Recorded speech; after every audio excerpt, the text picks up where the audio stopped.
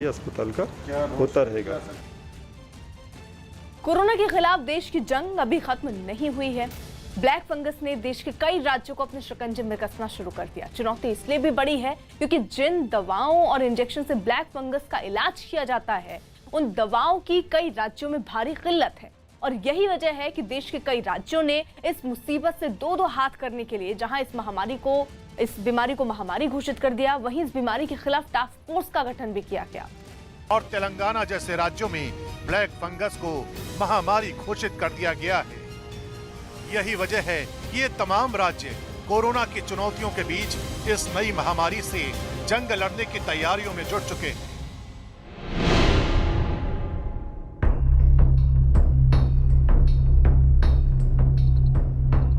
महाराष्ट्र में भी black fungus की मुसीबत लगातार बढ़ती जा रही है। दावा किया जा रहा है कि देश में सबसे ज्यादा ब्लैक फंगस के मामले महाराष्ट्र में ही हैं।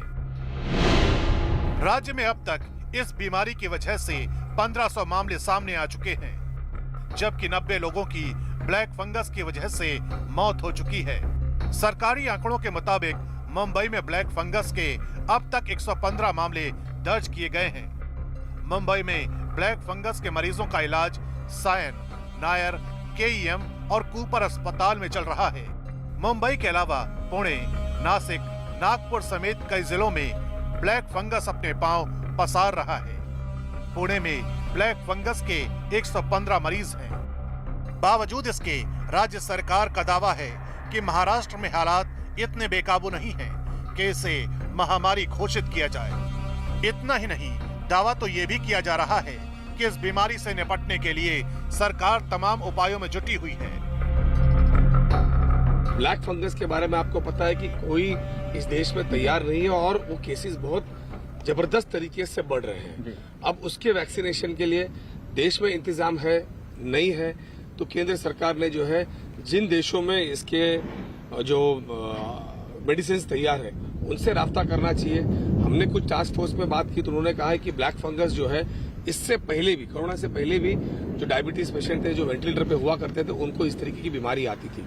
तो उसके लिए तैयारी तो है, लेकिन फुल प्रूफ तैयारी होना पड़ेगा। 82 के ऊपर डेथ आज महाराष्ट्र में इसकी वजह से हो गए हैं और उसका जो ट्रीटमेंट के लिए महाराष्ट्र शासन ने बहुत आगे जाके इनको MJPJY के इसमें डाल दिया है, महात्मा फुले योजना में डाला है, जहां से 1.5 लाख उनको मिलेगा। अगर उससे ज्यादा है तो उसके लिए भी महाराष्ट्र शासन ने एक ट्रस्ट करके उसके लिए जो सामाजिक दायित्व बोल के महाराष्ट्र शासन उसको पैसा देने वाले हैं।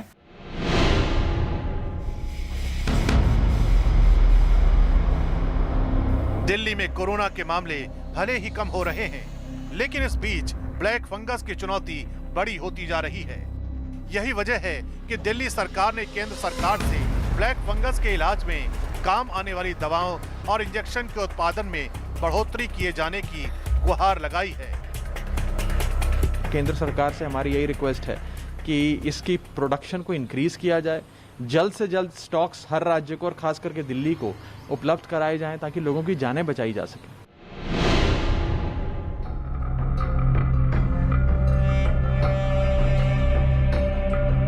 राजस्थान के बांसवाड़ा में हालांकि अभी ब्लैक फंगस का एक भी मामला दर्ज नहीं किया गया है, लेकिन एहतियातन जिला प्रशासन इस बीमारी को लेकर अलर्ट मोड पर आ गया है। जिलाधिकारी न सिर्फ संदिग्ध मामलों की लगातार मॉनिटरिंग कर रहे हैं, बल्कि ब्लैक फंगस के मरीजों को लेकर अस्पताल में नए वार्ड बनाए जाने की शुरुआत भी की जा चुकी है।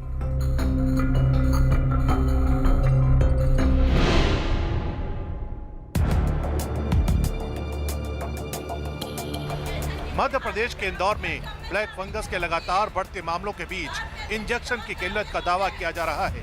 इसी के चलते महात्मा गांधी मेडिकल कॉलेज में मरीजों के परिजनों ने हंगामा शुरू कर दिया। परिजनों का आरोप है कि अस्पताल में 3 दिन से एम्फोटेरिसिन इंजेक्शन नहीं मिल पा रहा है। हम लोग को ब्लैक फंगस की दिक्कत और इंजेक्शन हम लोग को मिल नहीं पा रहा है। कौन सा इंजेक्शन मांग रहे हो? एम्फोटेरिसिन B और एक फंगिसम है, 2 इंजेक्शंस की बहुत ज़्यादा किल्लत है मार्केट में। वहीं अस्पताल के डीन डॉक्टर संजय दीक्षित का कहना है कि इंजेक्शन की मात्रा सीमित है, लेकिन जल्द ही इस कमी को दूर कर लिया जाएगा। बहुत सीमित मात्रा है। एवरेज अगर अपन माने तो एक मरीज को एक दिन में 4 से 5 इंजेक्शन्स लगते हैं। तो बेसिकली ये इंजेक्शन्स रेट्रोबल्बर भी लगाए जाते हैं आँख के अंदर। तो वो तो हम जिन को आईज़ के इन्फेक्शंस हैं उनको इंजेक्शन्स लगाने शुरू कर दिए गए हैं, और जिनका रिसेंटली ऑपरेशन हुआ है जो बहुत ज़्यादा ससेप्टेबल हैं उनको भी हम लोगों ने इंजेक्शन शुरू कर दिए हैं, और हो सकता है 1-2 दिन में हमको और मिल जाए इंजेक्शन।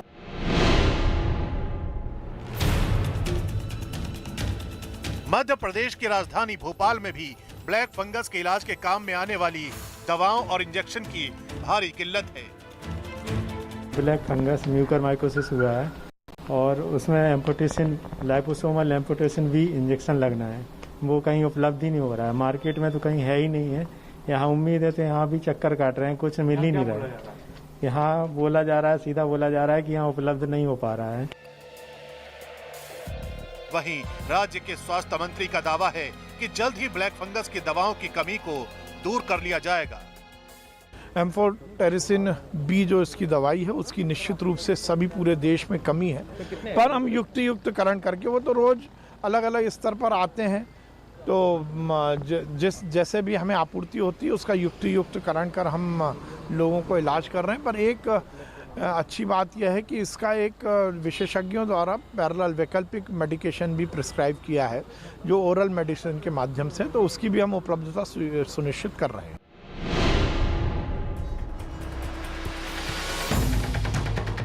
यूपी में ब्लैक फंगस महामारी घोषित होने के बाद इसके मरीजों की निगरानी भी तेज कर दी गई है, जिसका नतीजा मेरठ जैसे शहर में दिखने लगा है। यहाँ ब्लैक फंगस को हराकर 29 मरीज अपने घर जा चुके हैं, जबकि 55 मरीजों का इलाज किया जा रहा है। जिले के सीएमओ का दावा है कि मेरठ में ब्लैक फंगस के मामलों में तेजी से सुधार हो रहा है। कुल 55 पेशेंट्स हैं, में काफ़ी पेशेंट्स ऑपरेट हो चुके हैं। ऑपरेशन के बाद दवाई चल रही हैं, कुछ लोगों में दवाई चल रही है, ऑपरेशन होना है आने वाले दिनों में।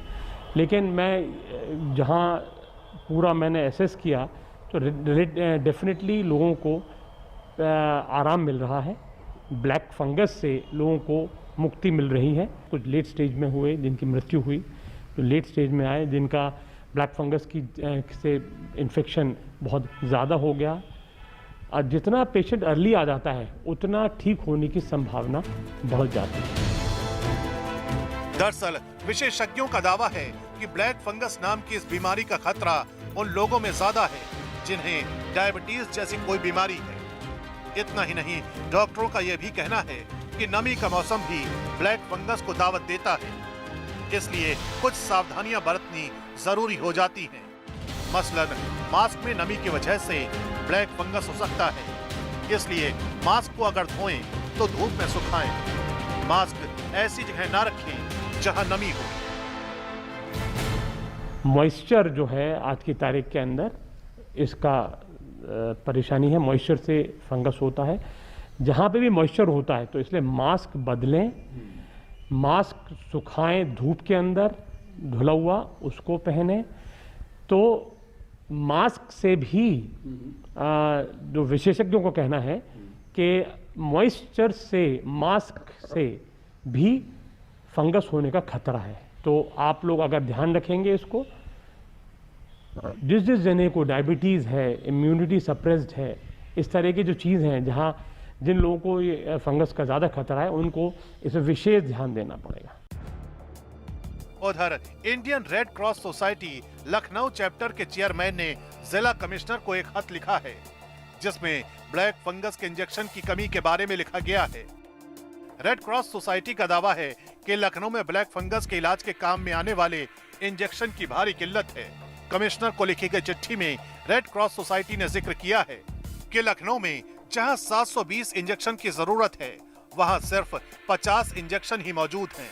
छत्तीसगढ़ में भी ब्लैक फंगस को नोटिफिएबल डिजीज घोषित कर दिया गया है। राज्य में अब तक ब्लैक फंगस के 102 मामले सामने आ चुके हैं, जबकि एक मरीज की इस बीमारी की वजह से मौत भी हो चुकी है। ब्लैक फंगस जैसी बीमारी का खतरा बड़ा जरूर है, लेकिन अगर सावधानी बरती जाए तो इस मुसीबत का भी खात्मा किया जा सकता है। फिलहाल डॉक्टरों और विशेषज्ञों की भी यही हिदायत है कि अगर ब्लैक फंगस का जरा भी लक्षण किसी में मिलता है तो तुरंत डॉक्टर से संपर्क करें, क्योंकि यही एक उपाय है जो आपको इस बीमारी से बचा सकता है। राजस्थान में लॉकडाउन 8 जून